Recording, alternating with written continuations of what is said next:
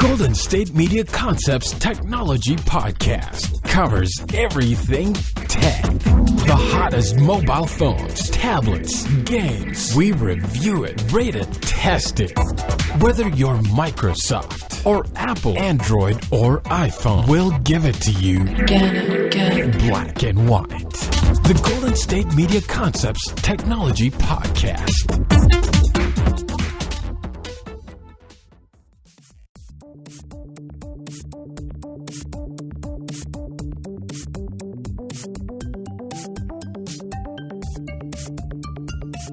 Welcome to Golden State Media Concepts Technology Podcast. I'm your host, Jonathan Charney. And I'm your co-host, Shay Northrup. Today we have another myriad of Apple stories. We're going to be talking about the iPad Pro and Apple's old-ish computer line. We're going to be talking about early access games and everybody's favorite game manufacturer, Bethesda. Now this is going to kind of go into the why or questionable, or is Apple just running out of ideas pile, like I think this part of this episode is going to be. Apple's new iPad Pro on display at the September 9th special event. It's a new reality. Apple really wants you to believe that its iPad Pro is a computer, and that's for good reason. Their bottom line. The tech giant recently released an iPad Pro ad called "What's a Computer?" So this is kind of my basic question on the whole thing, is they're basically saying their iPad Pro, which by the way runs iOS, not OS X, is a full-fledged computer. And so I got a question for my co-host is, what's a computer to you? Honestly, to me, even a Android phone is technically a computer. So I think of computers in the broad terminology of them. I don't really think of computers in the, you need a desktop. So maybe it's just the age between him and I, because there is not a considerable amount of age, but there's definitely a difference in age. Because to me, when somebody mentions a computer, I'm thinking personal computer. Granted, a phone and all the other stuff actually fit in my definition, but I want something that's free and open, like Windows, OS X, Ubuntu, that has the ability to do whatever I want it to do, even if the manufacturer doesn't want me to do it. Right. iOS, to me, while it is a computing platform, I have a hard time considering it, in my opinion, a real computer, because I can't do whatever I want. Now, if you get the Microsoft Surface 4, I think the Surface 4 is out, that to me is 100% a computer, because it runs a full-fledged version of Windows that will do whatever you want, not a controlled. I don't even think you can sideload apps on an iPad. Probably not. This is my issue, and that main issue is, to me, it's not a computer. I mean, to many, Apple's argument might seem odd. The iPad, which launched in 2010, has long been known as a tablet and has been bundled in every analyst report on tablets since the inception. Now, Apple thought that wants customers to believe that one of its models is really a computer. I think it's technically a computer, but in a very broad definition of the term. Apple is not known for letting you be able to do, like you said, whatever you want with their technology. And so it's kind of like a computer, but a really, really restricted, you don't get to do what you want, here's a toy for your kids type way. To me, this is... Look, in all honesty, one of the reasons I like the iPhone is because it's controlled. I don't have to worry about viruses, and normally I don't have to worry about a lot of zero-day stuff. Android and Windows phones have that issue because of the nature of its operating system. Technically to me, it is a computer. It's a portable computing device, which I want to be limited in scope. Right. But I don't want, if I'm using something as a computer, I don't want that limitation built in. I don't need Apple nannying me saying, oh, we didn't design this to have a Wi-Fi snooper, for example, so we don't want you to have it. Which, by the way, as an IT guy, that is one of the single most useful things to me when setting up Wi-Fi networks is to see, I don't know, what everybody else's Wi-Fi is on so I can get a different channel to stop conflicts. Well, and I think part of it too, and I think something that Apple doesn't really realize is that a lot of times, some of the people that are out there that don't work for your company and are building stuff for your devices are a little bit more intelligent than some of the people in your company. So, like, you can get some really, really cool ideas based on some of the things that other people are doing. Like, I'm sure Android uses their Google Play Store, which, you know, has, like, a bunch of different possibilities as, like, something to kind of look at. Like, okay, so what are they doing with the technology we've given them? Like, how are they... It's just like mods in video games. It's like companies will be like... They'll see the mods that people make for their games and be like, oh, I think the best example of that is the flashlight. For a long time, the flashlight was just a white screen on the phone. Right. Nowadays, that every phone under the sun, even super cheap ones, have an LED built in. Apple and Google decided, hey, we don't want everybody to make money on the flashlight, so let's build it into the operating system, which, by the way, I actually think was genius. But they're definitely stealing things, and I think that leads up to the other issue that I know we were going to talk about is Apple's aging computer lineup. 1,514 days.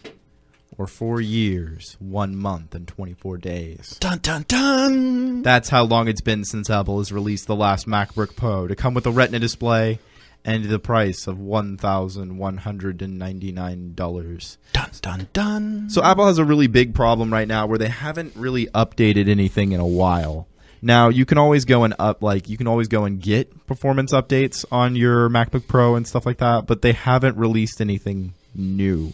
So basically what you're going to get when you buy a MacBook Pro now is you're going to get a 2.5 gigahertz Core i5 with an Avery Bridge processor and what's standard is 4 gigabytes of RAM. Yeah, I mean, and nowadays when you can actually buy 8-core processors for servers, not just that, you can get an 8-core processor for your computer.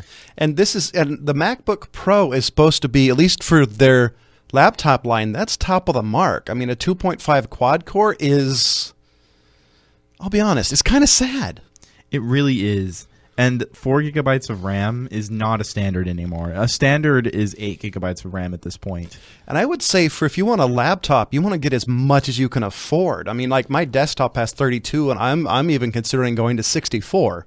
Well, and the big problem too is like Apple hasn't even updated Intel's Haswell chips. Like they're still using the i5s, and if they were to just update the chips to it, even like the 2013 model, it would actually improve the battery life of the computer. Now, is the base model is the base model, or is just all the iPad Pros? The Apple Pros just using the i5s? Because why not the i7? I realize the i7 is a little bit more battery intensive.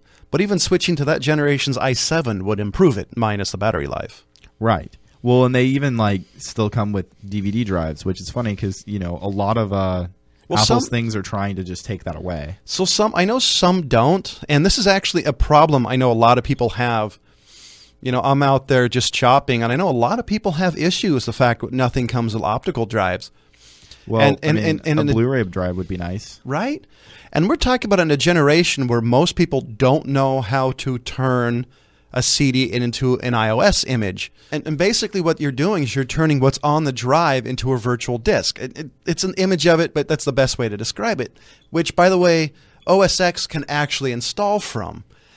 So you need it. You absolutely need to have a DVD drive, in my opinion, at least. Of some sort. I'm get a Blu-ray drive.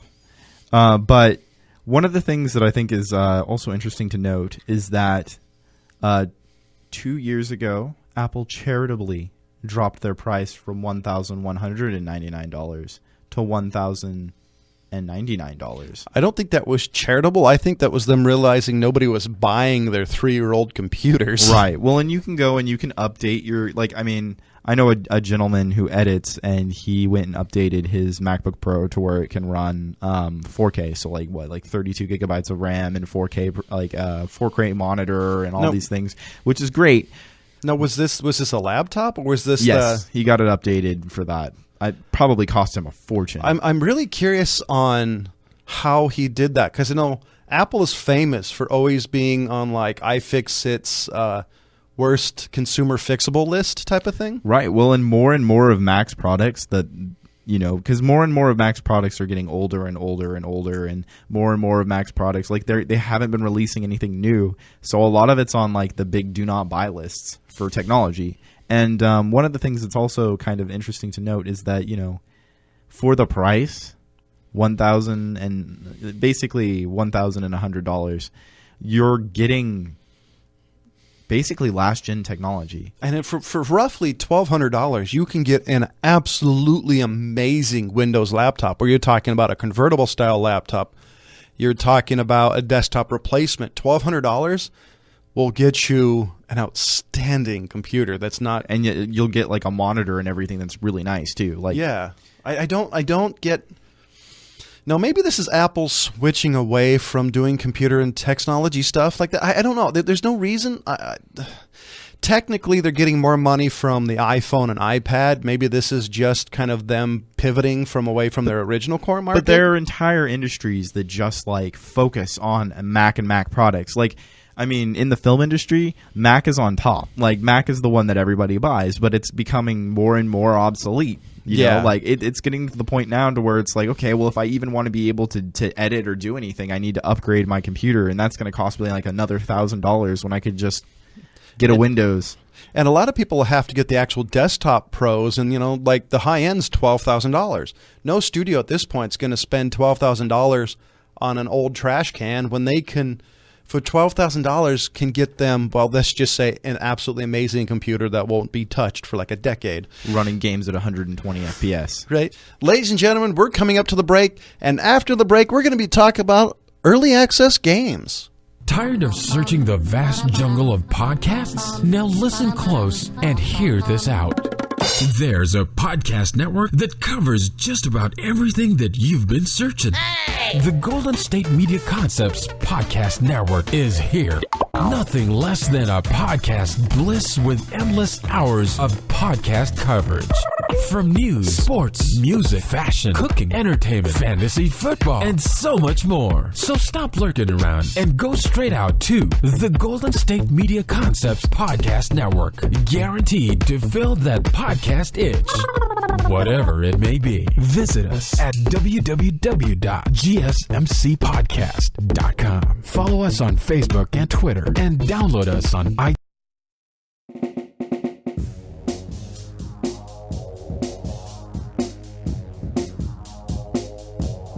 So one of the things I wanted to talk to you guys all about is like a little thing that's been a bit of a controversy on the internet, I suppose. Early access video games. So in 2012, I believe, Steam kind of announced this thing. It was like the Green Light Project is basically what it is. So a game developer will kind of pitch his idea, put it up on Steam, and the community can vote on whether or not the game gets greenlit. And so what that ends up happening is either one of two things. Like the game will get developed and put up on Steam, or it will enter the early access phase. Now when it gets greenlit, does this mean they're still paying for it? Does this mean that Valve kicks down a little bit of money? How does that actually work? I think, if I'm not mistaken, what it does is it just means that the game is available on Steam. Oh, okay, so basically it's them saying, we will let you put your game on Steam. Okay. So that's basically what it is. And so Steam makes a little bit of money because people will buy the game, and then the developer will make a little bit of money. And so what a lot of games will do is they'll put it in early access, so that way you get kind of like a base game, in a sense, and then they work on it from there. So basically they're actively involved with the community on what they like about the game, what's going on. So basically they have realistically like an infinite number of game testers. So they're pretty much doing what Microsoft does, is they're releasing a game without all the fix and having the community poke holes in it and see where the fixes need to be. And so then they'll fix it, and some games like Rust, for example, which is one where they just drop you on an island butt naked with a rock, and you have to go and build weapons and tools and stuff like that. Like you can build like an AK-47 like using rocks, trees, and like whatever it is you find just lying around. Well, there was a guy who built one with a shovel, so technically it's not terribly difficult. Well, part of one of the jokes in the game is the stock, I think, is actually from a shovel. Like it's ridiculous. It's a great game. But what happened with them was they built a game and then realized, wow, this sucks. So they completely scrapped the game and rebuilt it from the ground up. because of early access. And so like it's a blessing and a curse. There's a risk and reward. And so I kind of wanted to talk about the fact that if you're going to invest in an early access game, know what you're getting into. Look into it. So this is kind of like the Kickstarter problem. Like the newest Kickstarter thing was the Scully AR1 helmet that we talked about. Right. Is the company's actually going bankrupt. So my opinion on it, I'm totally down for early access games. If it's a way for a developer to improve their game, I'm down for it. I even like the fact that maybe it's a game that'll never be technically finished, that they'll always make tweaks to and add on to, and I think this is a killer idea. It's really annoying. So you'll buy a game, especially if it's based on a title that had already come out previously, and then you'll be waiting and waiting and waiting for it to finally be finished, and it just never happens. So one of the things like Call of Duty comes out every year. There's got to be something wrong with it. So, for example, like there's one that I've been playing a little bit of recently. It's called DayZ. It's a zombie game. Essentially, you're dropped into like I think it's like post-apocalyptic Russia, and there are zombies about, and there are not as many zombies. I guess they're going to try to add animals and stuff. And so the biggest problem is that you're dropped into this world. You have to find guns, ammunition, weapons, food. You can but then the worst thing is other people. So it's complete anarchy out there. So other people, far as other actual players, not NPCs. Other actual players, yes, they're the worst. And so, it's interesting. It's kind of fun because you'll run into people and you can build cars and stuff like that. But there are a lot of bugs and a lot of loading issues and things like that, and a lot of glitches. Like I got stuck in the water and was just in an infinite swim loop. I couldn't get out. No question. How much do these games usually cost? Are they the full $60? Now, here's the kicker. A lot of times they're full price. See, that's something I disagree with. Like DayZ, when it came out, was $30. It's $20 now, I think. See, in my opinion, what they should do is they should make you pay, say, $5 or $10 for the early game, and if you really want it by the time if they do finish it, pay $20 more. That's actually a really good idea if they ever finish it. Now, DayZ has been in alpha for 3 years. Holy crap, that's a long time. They started this in 2013. They're on version 0.60.133913. It's ridiculous. And so, there are a lot of games that just have never actually completely released. Like another example is Killing Floor 2. I remember Killing Floor 1, which came out in 2009, I think. It's kind of a zombie shooter-esque. You're killing they're called specimens. This guy creates a bunch of clones of these really crazy horror creatures, and it takes place in Britain. And so you're a team of people and you have to fight through them and survive wave after wave of these things attacking. And they released the idea of Killing Floor 2, and everyone was really excited for Killing Floor 2 because they were updating the graphics. It was going to be great, new classes, new perking system. Maybe it's just like Duke Nukem Forever. In 20 years it'll come out. Yeah, maybe. But it's been in alpha for a year, and this is a major company. Maybe not a major company, but they're a big company. It's Tripwire Interactive. Tripwire Interactive. Are they a AAA? Do they do AAA titles? Maybe. I don't know. They do Rising Storm, Red Orchestra 2, Killing Floor. They have a bit of a track record. So I know, I'm a gamer. I'm not really heavily into the PC scene like I was. So those don't seem like super AAA titles, but they do.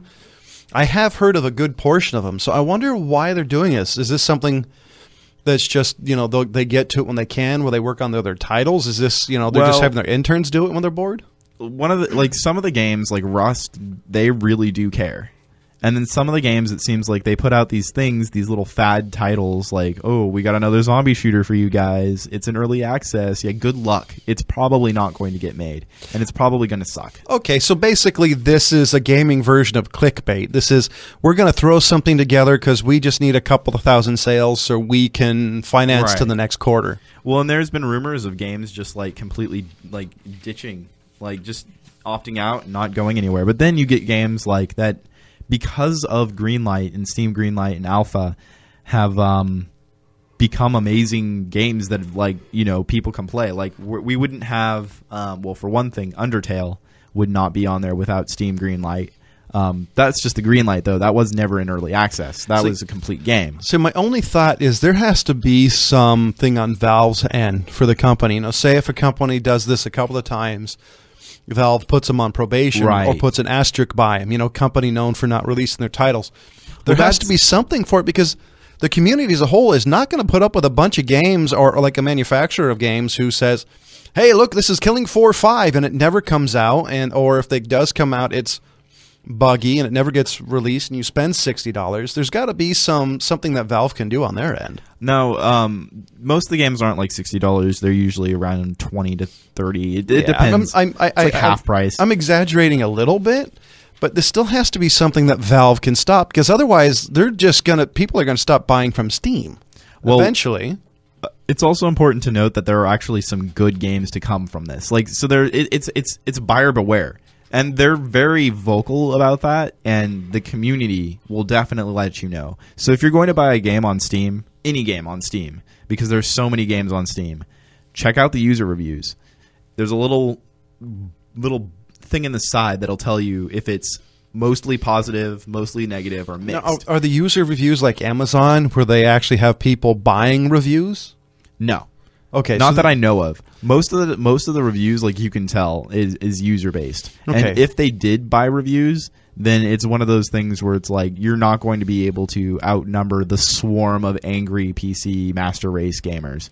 They like to review everything. So tip to all you game manufacturers out there, don't piss off geeks and gamers. It never goes well for you guys. Now, I wanted to bring up some of the ones that were finished that were actually really good. Arma 3, for example, or Combat Simulator, as some people like to call it, because it's intense. I don't know if you've heard of Arma 3, but like you need your full keyboard to play it. That's awesome. Divinity Original Sin, which is a pretty cool RTS. Wasteland 2, which is it's the sequel to a really, really old RPG that like came out recently. And then Don't Starve is probably one of the biggest ones that was in early access and beta testing and on Steam, and like is a legitimately great game now. Now they don't have like Don't Starve Together where you can do it with other people. It's kind of awesome. So there's good and bad that can come from early access gaming, and I just recommend know what you're getting into, and don't get angry if you buy an early access game and it never comes out, because buyer beware. I actually think that's a really good tip. The same thing goes for Kickstarter and a bunch of other stuff. And we're headed to the break, and after we get back from the break, we're going to be talking about everybody's favorite game manufacturer, Bethesda. Want to find out what movies to go see? Then check out the GSMC Movie Podcast. It's your ticket to the latest movies, whether it's a new blockbuster event, romantic, comedy, or action flick. This show has got it all covered. They talk some what to go see now, don't bother, what's hot on Netflix, and everything in between. That's GSMCpodcast.com/movie-podcast. When it's all about the movies, it has to be this new show. Don't forget to like them on Facebook and follow them on Twitter. Visit GSMCpodcast.com for more info.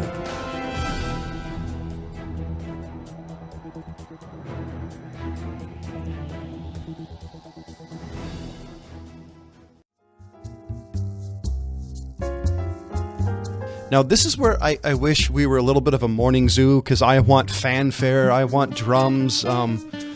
I am so bloody excited about this, and yes, that's as close as I get to cussing on this thing, is Skyrim, or was it no, Elder Scrolls 6 is being talked about. Not released, but talked about.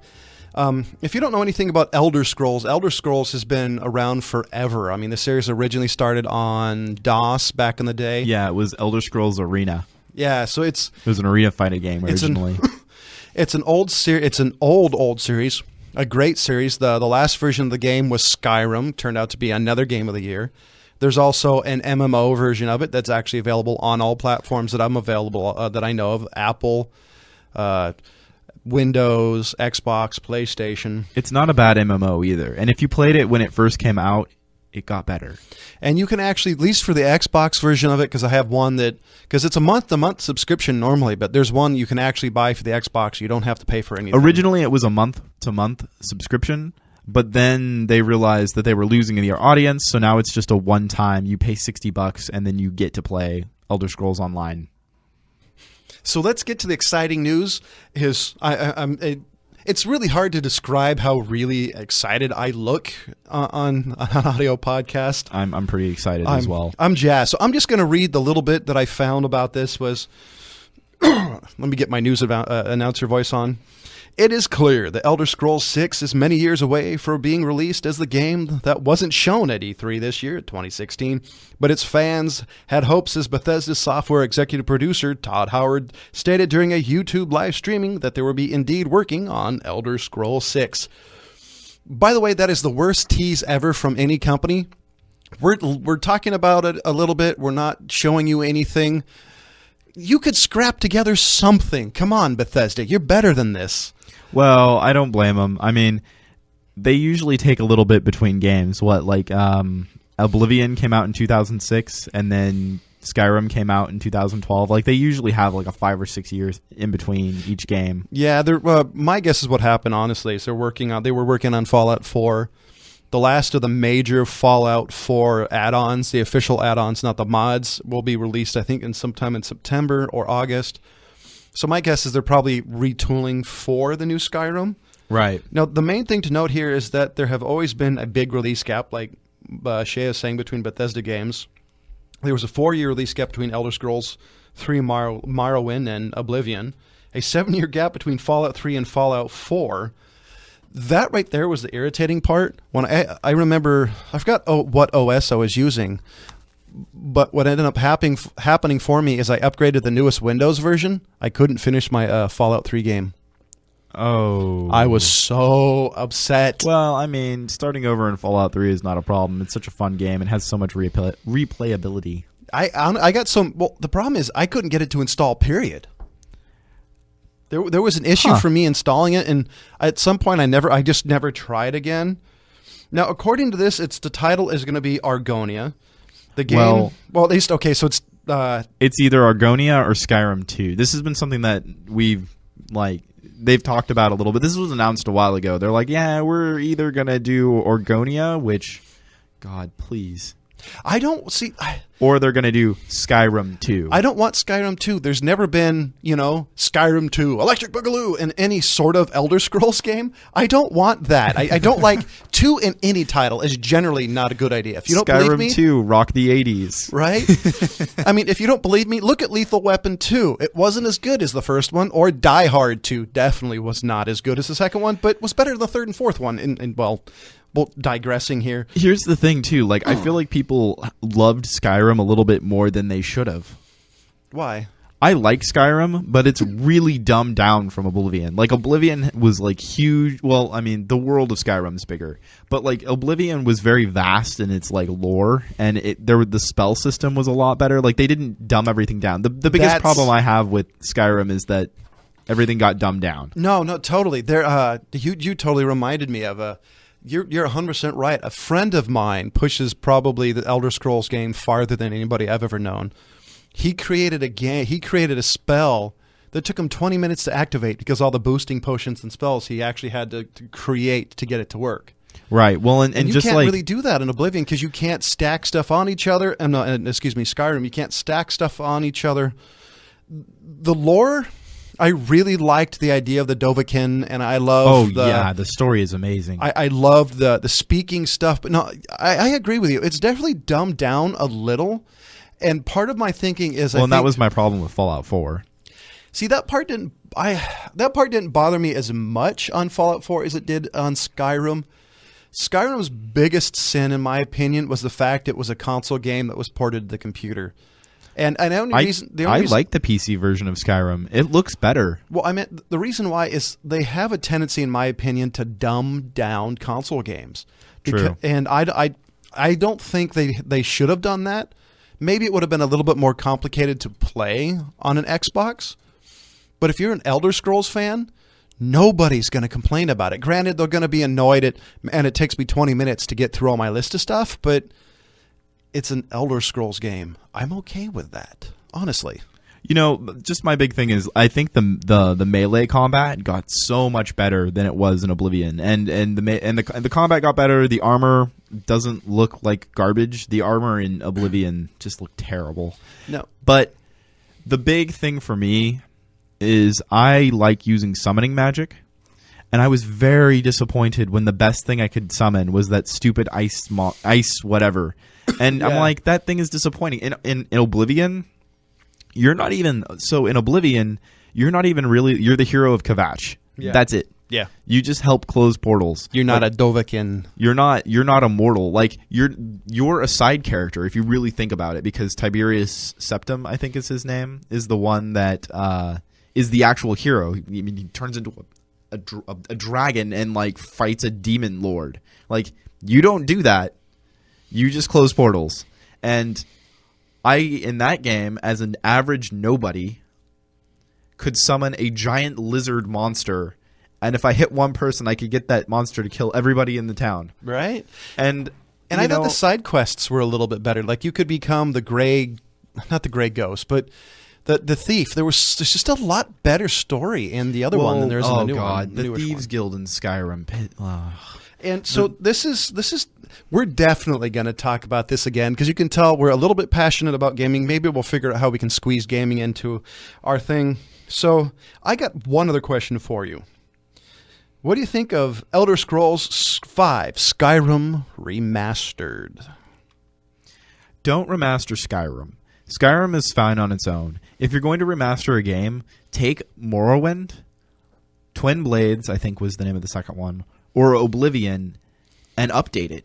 Update it using the same the same software as the same engine as Skyrim. Because right now, according to the article, all the articles I did find about it, they talked about how they're going to be releasing a Skyrim remastered, and I love Skyrim, but I don't think I'm going to buy it. I mean, I actually still have my 360. I still have the actual game, the day one version I bought of it. I don't know. This to me is part of. I think Bethesda to me is a little bit less a great a company in my eyes because of the remastering it. There's no reason to. I don't see it. Remaster Oblivion. Remaster Morrowind. On the other hand, I'm trying to think if I would like Skyrim in VR, but I'm thinking the way the game actually plays, it might make me sick. Yeah, but like my thing is like. I really wanted to enjoy Morrowind, but I got to it too late. Like I had already played Oblivion, and I was waiting for kind of waiting for Skyrim. But like, Morrowind was too. It's not as fun, in my opinion. It's a little dated, and that's not necessarily a bad thing. But if they were to update that, then we could enjoy the game and its story without having to deal with giant flying sky things coming out of nowhere and. I'll agree with that. Your face. I definitely think Morrowind should be updated a little bit. Maybe this is something they'll do after. I think this should be a side project as they're doing everything. I think they should, just redo their previous games for a bit. Ladies and gentlemen, I want you to do me a favor. I want you to subscribe to this podcast. This is episode 22. You can find the Golden State Media Concepts everywhere on the interwebs, or go to gsmcpodcast.com, click the technology button section, and then subscribe to this on iTunes and, everywhere on the interwebs, just like I said. The other thing I want you to go to our Facebook page, type in GSMC Technology Podcast. This is episode 22, like I said. Now, is there something that you think we're wrong? Are we right? Or do you think there's a story you'd love us to do and our spin on it? I want you to tell us. And for Jonathan Charney, Shay Northrup, I want to say thank you for listening.